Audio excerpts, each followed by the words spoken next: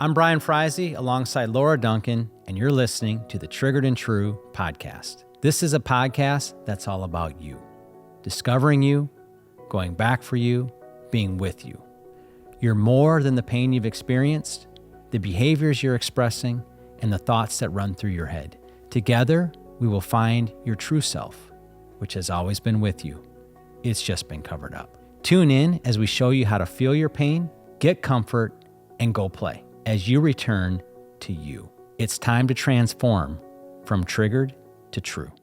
Hello, and thank you for joining us for this episode of Triggered and True. In this episode, we'll be talking about the 4 ways we love ourselves. I'm really excited about this topic because this is something that I learned as I attended Laura's Compassion Method School. We talk a little bit more about the school in this episode, but I learned about these 4 ways we love ourselves, and it's very eye-opening and very revelatory for me, as I'm sure it will be also for you. Laura then also shares quite a bit on how to help ourselves in the areas where we recognize we have lack, in the areas where we're not loving ourselves well. How do we love ourselves? How do we improve in our love coefficient for ourselves? And as always, Laura shares this in a way that kind of only she can. In a very compassionate way, in a way where it is not heavy or burdensome, but she shares these ways of how to help in the areas where we're struggling in a very encouraging and empowering way. So thank you for joining us. I just absolutely know you're going to love this episode. Hello, Laura. How are you today?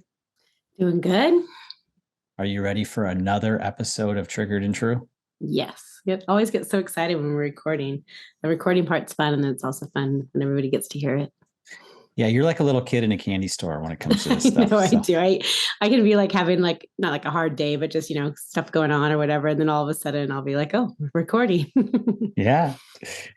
Yeah, I don't get quite as excited as you do, but yeah. But I can learn from you. I'm continuing to learn from you. Yeah, so. That's fun. I think I do appreciate you, Brian. You make it a lot easier because Brian's kind of like the compass that gets us going in the right direction. I appreciate that. Yeah, I thank you for that. And I definitely appreciate your willingness to share everything you know and have learned through these years with our many listeners. Yeah. I'm really grateful that we have this resource to give to people. Yeah. So today we're going to be talking about something that I recently learned from you in our school. So for those that aren't familiar, Laura teaches a school, Compassion Method School. And in the school, it's designed for people that would like to offer the compassion method from a consultant standpoint. So you have people in the school, like in our class, there's several people that are already licensed clinical counselors, and they're adding this modality to the repertoire, so to speak. And then there's others that, would be looking at meeting with people on a more informal basis. And so in the school, I don't really have a desire to meet with people one-on-one, as you know, but I just really felt like, I think this is the next step in my journey. So I'm really glad I did the school. And then when we got to this section where you taught this, I'm like, I have not heard this before. So it was really cool. And right away I was like, this needs to be a podcast episode. So yeah, this is going to be a fun thing to share. So the topic is the 4 ways we love ourselves. And I would like to start off with a quote from a book called The Shack. Some of you are probably familiar with the book. It's the author's name is William Young, and it was made into a movie here, I want to say 4 or 5 years ago, but it's really neat story. I remember when I first read the book, I was like chapter or 2 in, and I was mad. I was so mad. I'm like, the person that recommended I read this book, I kind of wanted to yell at. Yeah. Because I thought actually something similar when I read it. I was like, this is a terrible book. Yeah, because it starts off and it's a very difficult story. Yeah. But there's so much beauty in the book, and there's so much truth that comes out, and it's really neat. So, and one of those truths and one of the beautiful things that came from the book was this quote from the author. He says, "So many believe that it is love that grows, but it is knowing that grows, and love simply expands to contain it. Love is just the skin of knowing." Mm. And for those that have been on this journey with us for a while, you know that we're not trying to fix anybody. We don't feel that people are broken. Yeah. We just feel that people are covered up. Yeah. And and as they got covered up, they either forgot who they were, or they never really had a chance to develop and explore who they were. Yeah, that's a good point. It really depends on what age the covering up happened. Yeah. For some, the trauma was from a very, very early age, and they just were never allowed to be a kid. Yeah, that's a common thing I hear people that I work with one-on-one say. I feel like I'm knowing myself for the first time in my whole life because of that very reason. They never had a time. It's still within them, but it's like dormant. And then through the compassion method, it's coming back up to the surface, unfortunately, painfully so, but then beautifully so, as they're able to get the comfort and reconnect with who they really are. So basically, because of trauma and life experience, their child likeness, their childhood was just cut really short, and they had to become grown up really fast. Yeah, definitely. So many different stories, but really that's kind of it in a nutshell. Yeah. So our goal of the compassion method is discovery. It's learning who you are. And along with the discovery, you're also going to learn where you got stuck. Yeah. Where you got covered up, where the pain entered, and how to bring healing and comfort to that pain so you can go on that journey of learning more about who you are. So I really like this because, sometimes love seems like a rather ambiguous term, like, what exactly is that? Yeah. But how he says this in the terms of it's knowing, it's getting to know yourself. We're getting to know another person. And you can't really know another person if you don't know yourself. Yeah. Yeah. You can see glimpses of another person, just like you see glimpses of yourself, but you can't fully know them. Yeah, and fully connect. So can you just expound on that? Maybe explain a little bit of the truth behind that quote? Yeah. So I often say, like, to know yourself is to love yourself. So when I'm meeting with people and we go back to early childhood development, we go back to their child self, I always want to spend some duration of time getting to know the child self. So sometimes I'll just say, sometimes I'll start with, do you even like your child self? Because that can be a barrier. But if they do like their child self, then I'll say, what's your child self like? So much of the time, even when people are aware through different modalities that, early childhood development is a key place for inner healing and for people to be able to rewire their brains. People go back just to fix. Even if it's with a genuine heart, this child is in pain. We want to be able to help this child not be in pain. There's an agenda. You go back with an agenda. Yes, right. Exactly. And so really what we're saying is, you matter to me because I'm coming back for you, but your pain matters more. We take care of the pain and then we leave the child and go back to being an adult.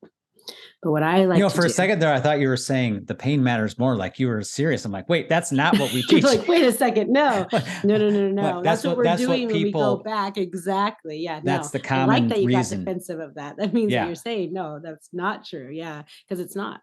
Pain does matter, but the child matters more. You matter more. And as soon as we make our pain bigger than who we are, we end up focusing on what has happened to us or what we've done. And we're no longer focusing on who we are.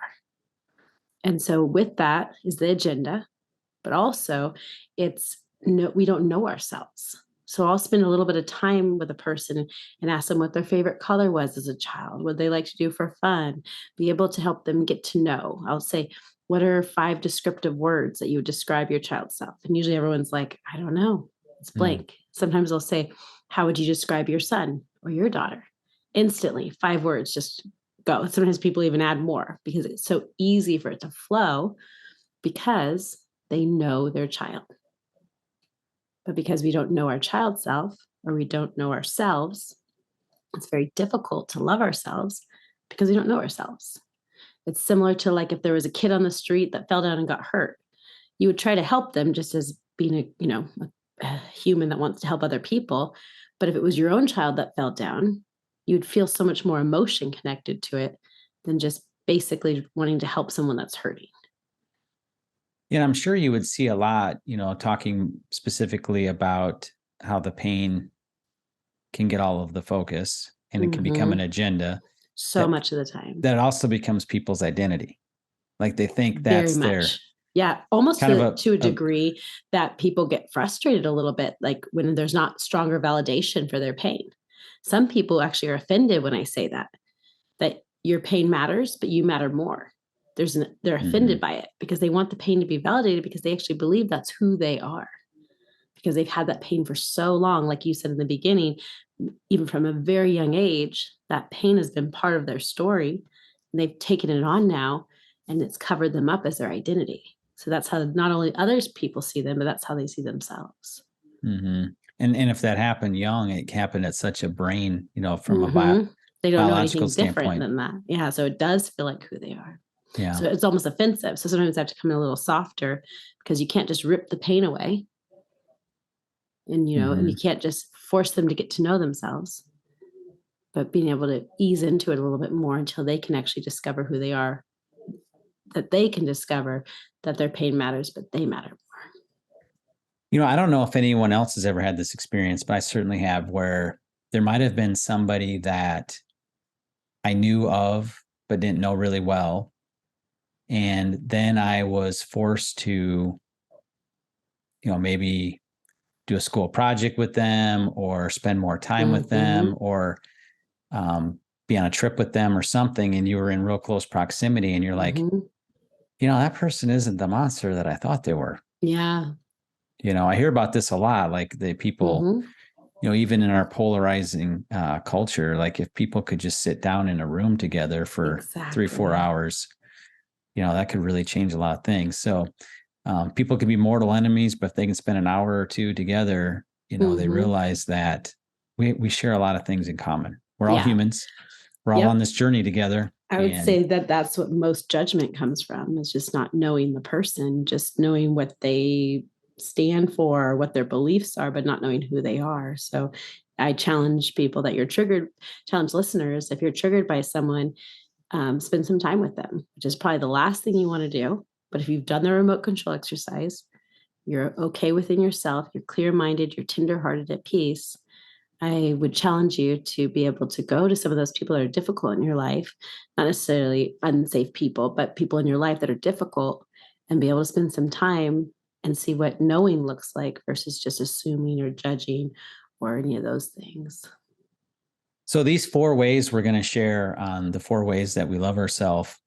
What was really impactful for me is because I learned a lot about myself, or there was things about myself that I probably knew. I definitely knew at a subconscious level, but when you went through these 4 things in the class, like the knowing, I just I got myself so much better, and I got where I was still hurting and where I was still struggling. And it just kind of made sense. So when we share these ways, think of this as an opportunity to go exploring. The last thing I would want anybody to do is think of this as a to-do list. Exactly. Or feel shame because you're not able to love yourself in these ways. Right. Exactly.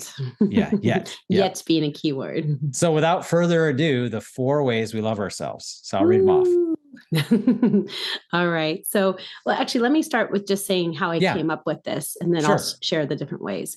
So I had a client come in, and surprisingly, they really loved their image. They said their whole life they'd walk by a mirror and see their face and enjoy how they looked. They never felt like they didn't like themselves as far as what their image looked like. And so I was like, oh, that's interesting. It feels like a lot of people struggle with self-image. And then we talked about, she was a runner and she ate healthy and took care of herself. And I thought, wow, that's cool. That's very loving of herself.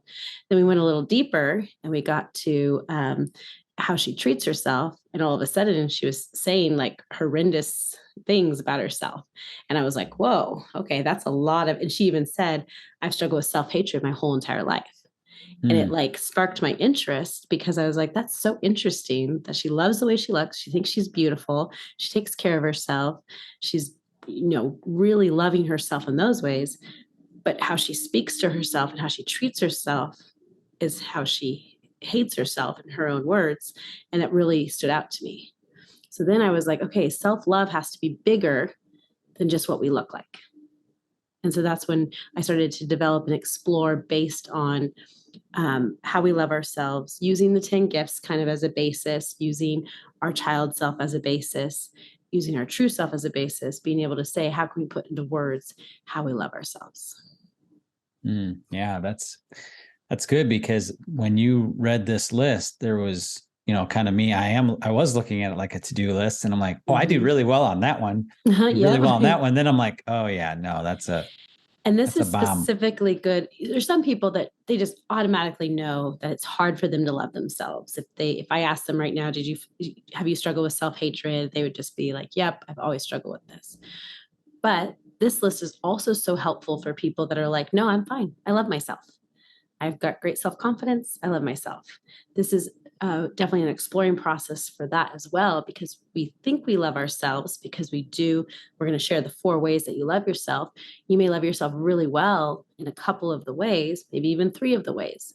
But if one of the ways is very low in how you love yourself, it will impact how you see yourself, how you know yourself, and how you love yourself. And that's why I want to challenge both those that have already known that they've struggled with self-hatred, self-dislike, self-criticism, and those that feel like they're just fine and they've always loved themselves. And it's a good way to kind of explore what does that really mean to love yourself. Mm-hmm. Well, let's go through them. All right. So we'll break it down. Or did you want to share it? No, you go right ahead. Okay. You're on a roll. So if we break, if we break it down into 4 parts, the 4 ways that we love ourselves is number 1, self-care.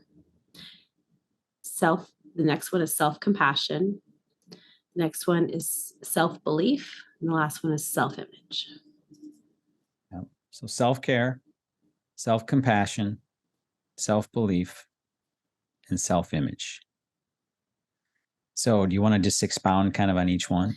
Yeah, I'll kind of go into what each one looks like. So starting with the, I don't know when I started with before, but we'll start with self-care. Self-care, yep. So self-care is going to be how you care for yourself physically, but also mentally, emotionally, and spiritually. I like to expand because some people may take care of their physical body really well, but they're not able to take care of their heart, or they're not able to take care of their brain, or they're not able to take care of their spirit. And so just being able to recognize that it has 4 different components to it. The second one, self-compassion, is how you feel for yourself. So it's how you are able to, we've talked about before that compassion is actually a substance. It's an essence. It is love, but it's compassion that's moved for ourselves. Think about that. Would you die for yourself? Are you moved with love for yourself? That's really what self-compassion is saying. And when we ask ourselves that question, so many people, again, that's to how we feel for ourselves. And that's self-compassion. We obviously talk a lot about self-compassion in the compassion method, but it is one form of loving yourself. Number 3, self-image is not just physical image. It's like your personality image as well. It's how you present to the world. It's how you see yourself physically and your personality, and then also how you perceive others see, because it can go both ways. You can be okay with how you look, but if other people aren't okay with how you look, that can cause you not to love yourself in the same way. So it's both the mirror of other people, but also how you feel about yourself. So self-image is personality and physical. And the last one is self-belief, and it's what you believe to be true about yourself. It's, if you've been listening to the podcast, it's kind of more connected with true self or your child self. It's the characteristics that make up who you are. And it's the knowing that I believe this is who I am. And that it's a very strong and important part of it that a lot of times we don't see as self-love. I took that self-belief one just a little bit differently, but maybe I didn't. I'll just share how please do. I grabbed it. Because when I first saw it, I'm like, do I believe I can do it? Do I believe I can get the job done? Or do I believe that I'm qualified to go work somewhere or whatever, I like that. That's kind of, it's definitely self-belief, because do you believe that you're enough? Do you believe that you're qualified? Is your belief within yourself? We think our external world determines if we're good enough or able to do it, but it's really our internal world and how we love and see and believe in ourselves. Yeah, it's weird because I definitely have struggled with enough, but But when it comes to a project, somebody gives me a project, somebody's like, I believe I can get it done. And I will figure out a way. And I believe that I will, you know? Can I just share my revelation when I would got love those? for you to. Yeah, that's great. So when I was going through those, obviously self-belief was one I felt like, yeah, okay, I believe in myself. Yeah. But, and then you hit self-care and I'm like, yeah, I exercise and I eat right. And that's a big part of my life. But then you got to self-image and I was like, oh no, going back to feeling like I was little and didn't feel like a man and all that other stuff. So self-image has always been a problem. But then I recognized that was very connected to self-care. So really all that exercise, that eating right, being concerned, a lot of that was out of my lack. Yeah. And actually, if you look at some of the things I've done through the years for self-care, it actually hasn't been very compassionate, or it hasn't really been very self-care, because it's like, oh, I'm injured. I push through it. I do this because I have to do it. It's more defensive.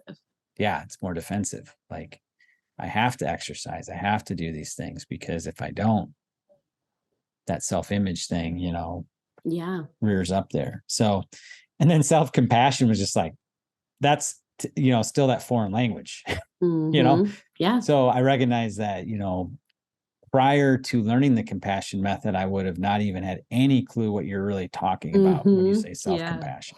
So, yeah. No, I love that revelation, how even though we can think we're loving ourselves in certain ways, if it's a defense, like I said, if it's a defensive approach, not offensive, it's not love, because you're just trying to protect yourself from the pain of however we don't love ourselves, versus being able to say, I love you, and that's why I care for you. That's why I eat right. That's why I exercise, because I know that it's good for me. Exactly. Yeah. So let's kind of go through each one. So if people are having kind of aha moments right now, how would you say to approach each one if you're recognizing that that's an area where there's lack? Yeah. So what I usually do when I meet with someone is I have them kind of do like a 0 to 10 number. It's helpful to see where you're at with it. So taking each of them, 0 being that you feel like you don't have any love in this area for yourself, or 10 being that you really love yourself in this area. Because for 2 different reasons. One, it's like taking inventory. We can see where we're at with each one. And when you do it, you might have some subcategories, because, for example, like you may actually be okay with your self-image physically, but you may not be okay with your self-image personality-wise. You may not love how you present to the world. You're too much, you're not enough. And so that ends up being something that needs to be addressed as well. So there are some subcategories as well. So in general, you can just number all 4 of them, but you can also have some subcategories as well. But when you go through and number them, it helps us be able to just kind of opens our eyes to see how much or how little we're loving in those areas. So going through, and what I recommend doing is just kind of going off your gut instinct, not going as strongly into like, exactly, do I love myself? Maybe I love myself a little bit, maybe I don't, but just really kind of going off how you feel when you just ask yourself, do I have self-care for myself? Do I have this for myself? And being able to connect with that. So like I went through my scoring, and my lowest was self-image. I only gave that a 2. Okay. So if someone else is like me and that one came low, then what? So if you have a lower score, then what you're going to do is you're going to be able to see, remember in the beginning, we say to know yourself is to love yourself. When you're with somebody and initially you see their image, their physical image, and let's just say that you don't find them attractive. But just like you were saying, if you sit with somebody, you spend time with them, all of a sudden it kind of starts to change how you see that person in all these different ways we're talking about. But particularly with self-image, have you ever met somebody that initially you didn't find attractive, but as you spent time with them, they actually were truly beautiful or handsome to you because it changed. And it can go the other way as well. You can meet a very beautiful, a physical image of someone very beautiful, but once you sit with them and talk with them, because of all their pain, they end up being less attractive to you. So that's a really important thing to note, especially with the self-image, that a big part of why you don't like your self-image is not because people will say, well, because of society and culture and the bullies you talked about in your life that, made fun of you because of your physical image, or, the comparison that you had and, throughout your life. And we can blame the external things, that those things are the reason why I don't like who I am, or I don't like my self-image. But really, it started a long time ago in early childhood development, how you perceived yourself. And from that perception, you determined how you're going to treat your image the rest of your life. And you've been doing it ever since. Defensively, hiding, self-protecting, using protectors. You've been protecting your image ever since. So we have to go back to early childhood development. And people don't think about that with self-image, because again, we think culturally, we think, all those things, but those things are just pushing on the wound of your self-image. Mm-hmm. And they're making it potentially exaggerated, but the root of it started as a little boy. Mm-hmm. So just like we bring the gift givers in, we want to be able to have someone help you see yourself for who you are, not your interpretation of yourself based on the pain you experienced in regards to your self-image. So if it's not using the gift givers, how is it? Or you are using the gift givers, you're like using the 10 gift gifts givers, people. And you're using 10 gift givers, which can be directly connected to the 10 gifts of being seen and heard and all those. Being seen is definitely going to connect with self-image. If a mom and dad couldn't see you, there's something, how like even when children don't seem very attractive, parents adore them. They cherish them. They think they're beautiful. They think they're cute. They think they're, they just are always giving them compliments because they know their child. And they truly believe that they're the most beautiful child in the world, whether other people think that they are or not. And so when a parent adores you in that way and values you in that way, you start to feel it, particularly in self-image.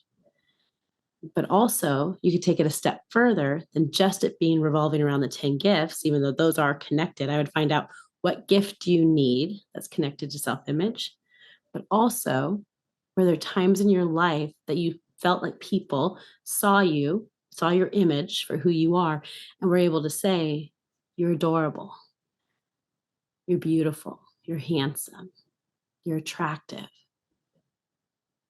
your image has value, that people were able to look past your height, look past how you were seeing yourself and be able to see you for who you are. Mm-hmm. And you're connecting you're connecting to the experience, the feeling, the experiential feeling of what that felt like. Exactly. It's not the act of looking at yourself that changes it. It's how you feel about it that changes it. Just like, I know I'm emphasizing it again, but if you sat with yourself, with your image, and really saw your image for who you are, and you were able to love your image, you would feel that connection within yourself. And that's what that self-love is. There's an essence to the love we have for our image. So it's not just looking in the mirror and saying, I like my eyes, I like my hair, I like my body. It's looking in the mirror and saying, I like your image, directly connected to how I know you and I see you. And who you are is shining through because I can see who you are. And I think another way, kind of in the scoring too, you could think about, how are you harshest towards yourself, but how are you also harshest towards others? That's a really good point. Yeah. If you're very critical, there's people that are always looking at people's weight constantly. That's because your weight is impacting you. It's a judgment. Yeah. It's the mirror image thing coming right back at you. If you think your hair isn't what you want it to be, you're always looking at people's hair and thinking, oh, their hair's terrible. It is direct. How we view other people is connected. Even if you're the most quote unquote beautiful person in the world physically, if you don't believe it's true, or if you felt pain or shame connected to it, you're still going to be just as critical of other people. And it doesn't matter what you look like. Because remember, a trigger is not rational. No, it's not rational. You could be gorgeous and have a hard time. You could be what people would, some people might say not as attractive and think you're the most attractive person in the world. Mm-hmm. It's how you see yourself. It's how you feel for yourself. It's how you love yourself. Let's kind of talk about some of the other ones. So let's say a person scored really low in self-compassion. So self-compassion is, we can go back and listen to self-compassion podcasts that we've done. That's really helpful. But it's developing and paying attention to your inner dialogue. That'll help you a lot with all of these, actually. But self-compassion is how you feel about yourself. Like what I was saying with that client that had great self-image, great self-care. But then when we got to self-compassion, it was how she was treating herself that I could tell that she lacked it. And she could also tell that she lacked compassion because she was harsh and she was demanding and she was impatient. So patient, tender, kind. Mm-hmm. When you think about in the Bible, it talks about in Corinthians, the love chapter, love is patient, love is kind, love doesn't keep record of wrong. Love is all those things in that chapter. We can start to demonstrate those characteristics to ourselves so we can start to treat ourselves the way we were meant to treat ourselves, in direct correlation also to knowing ourselves. Those are going to go hand in hand. How you feel about yourself is connected to how you know yourself. Mm-hmm. And there again, to grow in self-compassion, connecting to what gift you need in that of the 10 gifts. For those that have maybe never heard that before, we have multiple podcasts out there on the 10 gifts. And, but it's what's 10 gifts. And then kind of, what was the other thing that you said there beyond just the 10 gifts? It was beyond the 10 gifts, you can also connect with people that have showed you compassion. Yeah. Just like been able to connect with seeing your image for who you are. It can be experiential, directly connected to it. There's usually going to be a little overlap with the 10 gifts, even with the compassion, because the 10 gifts demonstrate compassion. But sometimes it's as simple as really finding people that you feel are compassionate people so that you can model. You talk about how compassion has a substance, and sometimes that substance just lands so special.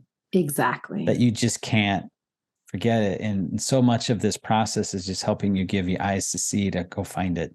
Mm-hmm. Go on that treasure hunt to go find it. Yep. Yeah. Go find the most compassionate people you can think of and start to model how you treat yourself after them. And experiences. Remember, it's experiences because it might not be from a compassionate person. That person might have only been compassionate one time. That's true. No, that's so true. It's the experience for sure. We're not going to find perfect, compassionate people. Not one person can always be compassionate with us, but we can still have that experience with them. Yeah. I was actually watching a movie last night, and it was a kind of a military-based movie because I watch a lot of those, as you know. But anyway, this guy was like this hard-nosed captain of this ship. And then he was so hard, but then all of a sudden he did this amazingly compassionate thing to the ship's doctor, anyway, it was just kind of like, oh, wow. Like you can kind of like see it. Once you start looking for it, you start to see it kind of all over the place. Yeah. Even in a society where you feel like it's lacking that, you start to see it all over the place. So, but I found that, like you've talked about before, like with movies and stuff, you're not going to get the real substance, but it can be a bridge. Definitely. It can be a bridge to help you. Exactly. To find out what you're looking for with a real person and a real experience, because the power of healing that comes to the 10 gifts and compassion and how we love ourselves comes from experience, like you're saying. But sometimes if we haven't experienced it at all, we don't even know where to look. Right. So TVs, songs, different things like that can help us feel the feeling, and then we can connect that feeling with a real person, a real experience. To the real thing. Yeah. Because we need the real thing. We do, but if we don't even know where to begin, how will we even find it? And so sometimes movies are a great way. We don't want to stop there, but it's a good start. So like the bridge is kind of the way I look at that. Yeah, a bridge is a great way to say it because it is beneficial. And I believe that when you watch those movies, you do feel something, and what you're feeling is real, even though it's a story. You feel things, and people cry in movies all the time because I think what happens in those movies is actually connecting to what we're feeling or what we're needing without even knowing it. That's not to get off track with the 10 gifts, but like, that's definitely where people will see their lack because they'll watch certain types of movies and all of a sudden they're bawling. And sometimes they're not even a sad movie, but it highlighted what they were feeling, and they were able to feel it through a story versus their own life story. Yeah. Yeah. So we've hit self-image, self-compassion. What about self-belief? So self-belief is an interesting one because it can't just be, I believe that I am creative.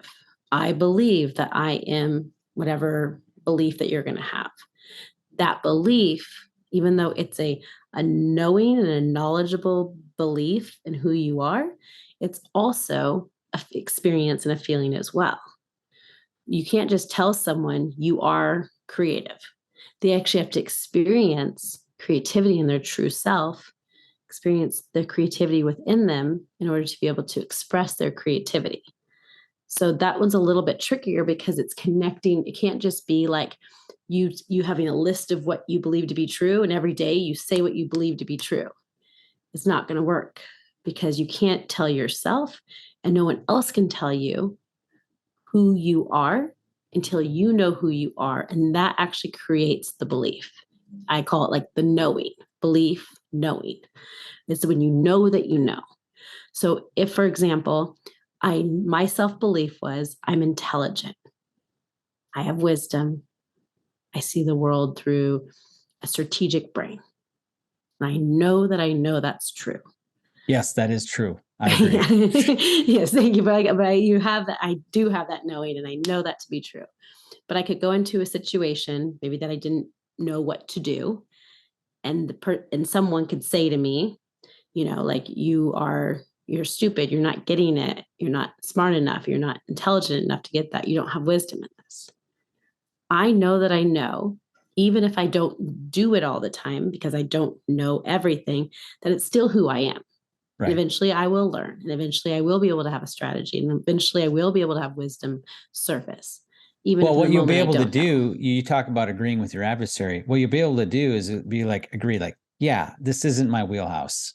Yeah, I don't know this technical information. I don't know this. And I can be okay within myself not knowing that. Because of self-belief, because I know those characteristics are who I am, even if I'm in a situation that I don't know what to do. So it doesn't change it. So I don't take on in my identity. I don't change my identity based on my circumstances or my behavior or my ability to accomplish something, because my self-belief knows, my self-love and my self-belief says, I know who you are, even if you don't understand this topic or this isn't in your wheelhouse right now. So my internal world doesn't move based on my ability or inability. I still know I'm wise, even if I don't know how to do something, because I know that I know I am wise. And if that's an area where you're struggling, finding gift givers that have in your life believed in you. Yes, exactly. And that certain ways they believed in you, the experience of how they believed in you, you just knew. And you know how it just hits with certain people? It's not them just saying facts about you or even what they think about you, but they actually are connecting to you. And so when they say, I see this about you, or I know you're this, or I know you're that, you know it too. It's almost like they're able to lend you their knowing until you can know for yourself. Funny thing, I'll share an example. As you were sharing that, I was just thinking, okay, where has this happened in my life? And I'm thinking of my 20 plus years ago, one of my boss that I had, he had like an extra allocation of something. And he said, I'm going to give it to you, because I was a sales rep, and he could have given it to any other sales rep. Yeah. He said, I'm going to give this extra allocation to you because I know that you will, leverage it, type thing. Yep.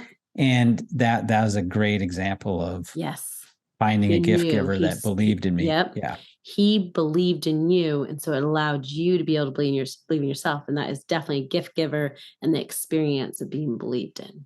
is a great example. Yeah. So yeah, I shared that to help stimulate people's thinking. Yeah. As they're all looking for that. Because we want to get curious with it. Because sometimes when we first start this process, we're going to be like, I don't know if anyone believed in me.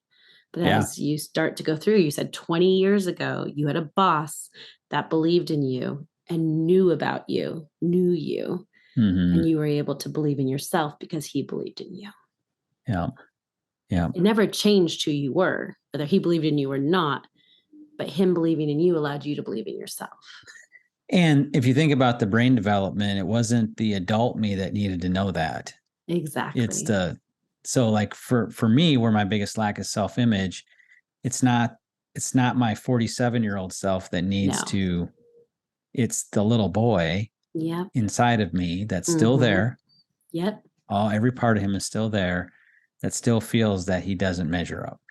Exactly. And you might even partner with the self-image, self-belief, because they may end up going hand in hand, even though you said you had strong self-belief in other areas.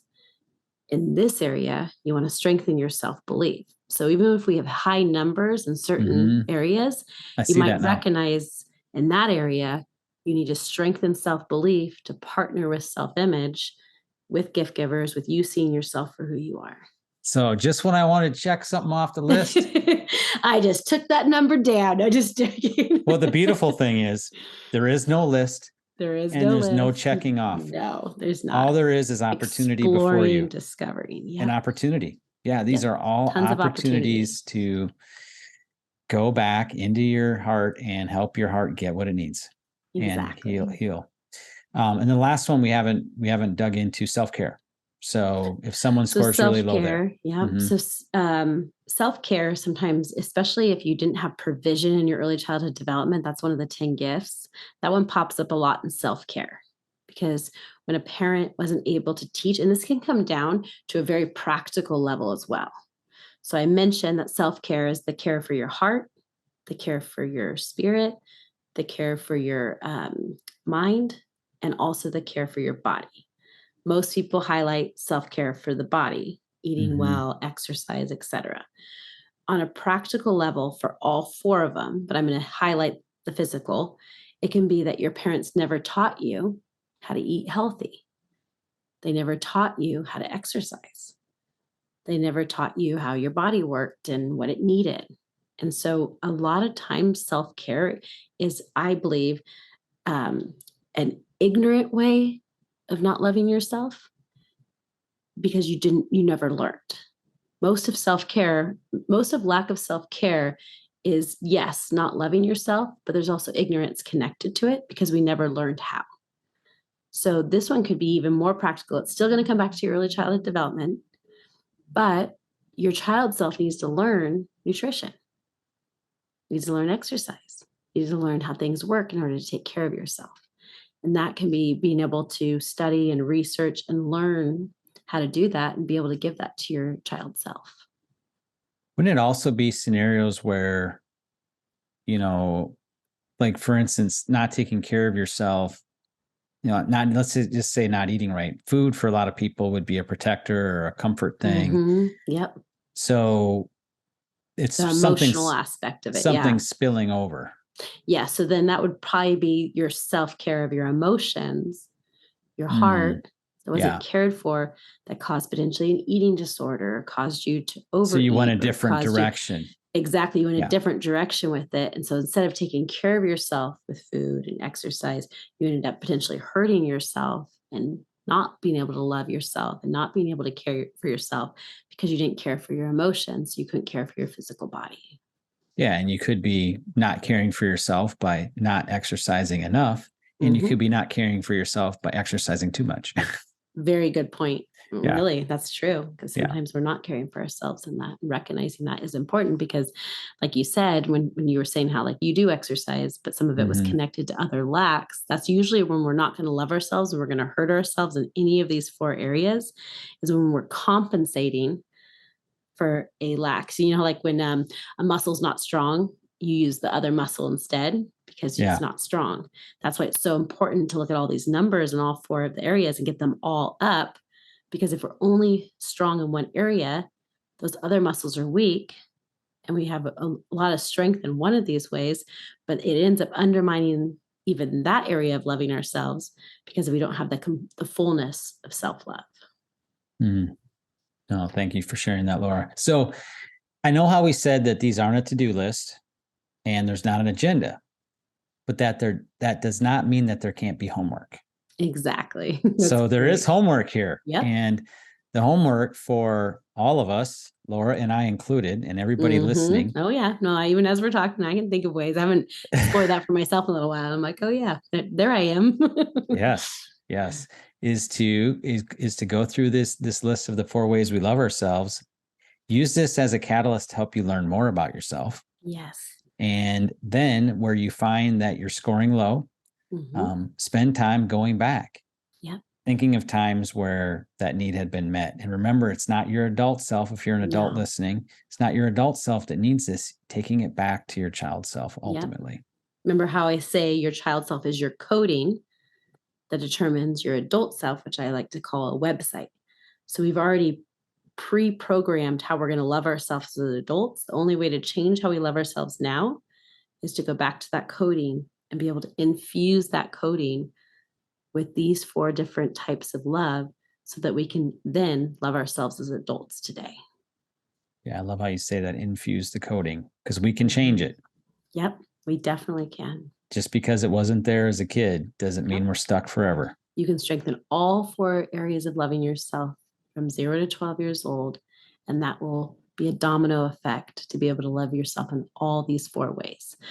Think about it. To have vision for this, think about if you had a 10 on self-belief.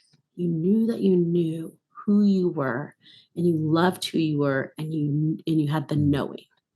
Imagine if you had a 10 at self-compassion. You remove the self-compassion. When you felt shame, when you felt other things come in, you were able to be moved with compassion because of how you felt and treated yourself in a level 10. It's extraordinary. Being able to be at a place of a 10 in self-care. You're instinctively wanting to make sure that you're having all of your needs met emotionally, physically, mentally, spiritually, so that your heart can be full, so you can be well cared for. At a 10, that's so much care, practically and emotionally. And then last but not least, being able to look at your self-image, both your physical image and your personality image, and being able to say, I adore you. I cherish every part of you because I know you and I love you, both physically and personality at a 10. That how we then go and see the whole world, what we do in this world is dramatically affected by those 4 areas of loving ourselves. And then in turn, how we love others, how we love God, how we love in this world is directly connected to those 4 areas and how we love ourselves. Yeah, if you think of all of the dysfunction in the world, it emulates from lack of self-love. Yeah. So don't think of this as grueling homework in the traditional sense of homework, but think of this as just a beautiful opportunity to explore, to get to know, to heal, to comfort. So yes, exactly. Thank you, Laura, for sharing this wonderful information with us. And as always, if you have any questions or comments, please reach out to us on our website. And would also love to hear your testimonies. If you have learned a lot from this, we'd love to hear what you're learning. Yeah, any testimony, any podcast, but I would love to hear about your self-love journey particularly. So if anyone goes through this process and wants to share how you grew in any of these 4 areas of loving yourself, I'd love to hear it. Yeah. So thank you. And until next time, goodbye. Thank you again for joining us for this episode of Triggered and True. We hope that you enjoyed it. As a reminder, if you would like to ask a question, go to triggeredandtrue.com, scroll down to the bottom of the page, and click Ask. And if you would like to learn more about the Compassion Method, be sure to check out the Compassion Method Master Course, which can be purchased at compassionmethod.net. And as a podcast listener, you qualify for a $50 discount, which can be obtained by typing in the coupon code podcast50. Again, that's compassionmethod.net, coupon code podcast50. Thank you again. Goodbye.